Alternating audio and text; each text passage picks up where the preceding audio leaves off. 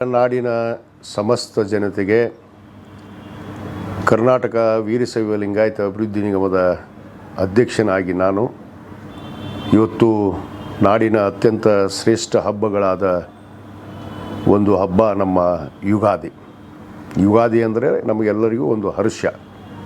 ಯುಗಾದಿ ಕಳೆದರೆ ಯುಗಾದಿ ಮರಳಿ ಬರುತ್ತದೆ ಅನ್ನೋ ಹಾಗೆ ಪ್ರತಿ ವರ್ಷ ಈ ಒಂದು ಯುಗಾದಿ ಹಬ್ಬವನ್ನು ನಾವು ಅತ್ಯಂತ ಶ್ರೇಷ್ಠ ಹಬ್ಬವಾಗಿ ಮತ್ತು ಈ ಹಬ್ಬವನ್ನು ರಾಷ್ಟ್ರೀಯ ನಾಡಿನ ಶ್ರೇಷ್ಠ ಹಬ್ಬ ಜೊತೆಗೆ ಹೊಸ ವರ್ಷ ಅನ್ನೋ ಭಾವನೆಯಂತ್ರ ನಾವು ಈ ಹಬ್ಬವನ್ನು ಆಚರಣೆ ಮಾಡ್ತೀವಿ.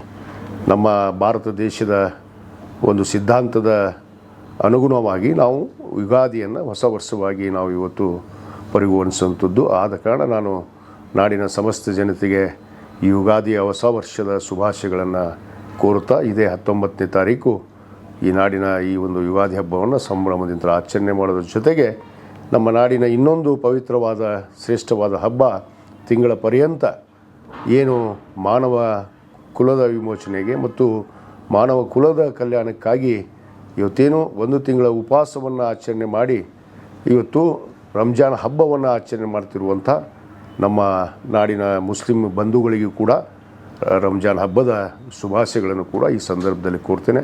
ಇವತ್ತು ಒಟ್ಟಿಗೆ ಆಗಿ ಬಂದಿರುವಂಥ ಈ ಹಬ್ಬಗಳು ಈ ನಾಡಿನ ಒಂದು ಏನು ಸಿದ್ಧಾಂತ ಕೂಡ ಅದೇ ಜಾತ್ಯತೀತ ತಳಹಾದಿ.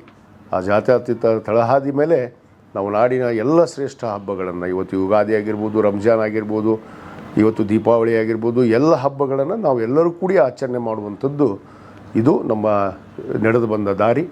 ಆದ ಕಾರಣ ನಾವೆಲ್ಲರೂ ಸಂತೋಷದಿಂದ ಈ ಯುಗಾದಿಯನ್ನು ಮತ್ತು ರಂಜಾನ್ ಹಬ್ಬವನ್ನು ಆಚರಣೆ ಮಾಡೋದ್ರ ಮುಖಾಂತರ ಎಲ್ಲ ನಾಡಿನ ಸಮಸ್ತ ಮನುಕುಲಕ್ಕೆ ಇವತ್ತು ಮಾನವೀಯತೆಗೆ ಎತ್ತಿ ಹಿಡಿಯುವಂಥ ಕೆಲಸ ಮಾಡೋದ್ರ ಜೊತೆಗೆ ನಾಡಿನ ಘನತೆ ಗೌರವವನ್ನು ಹೆಚ್ಚುವಂಥ ಕೆಲಸ ಮಾಡೋಣ. ಮತ್ತೊಮ್ಮೆ ತಮಗೆಲ್ಲರಿಗೂ ಯುಗಾದಿಯ ಹೊಸ ವರ್ಷದ ಶುಭಾಶಯಗಳು ಮತ್ತು ರಂಜಾನ್ ಹಬ್ಬದ ಶುಭಾಶಯಗಳನ್ನು ಇವತ್ತು ನನ್ನ ವತಿಯಿಂದ ವೈಯಕ್ತಿಕವಾಗಿ ತಮಗೆಲ್ಲರಿಗೂ ಹಾರೈಸೋಕ್ಕೆ ಇಚ್ಛೆ ಪಡ್ತೇನೆ. ಶರಣಾರ್ಥಿಗಳು.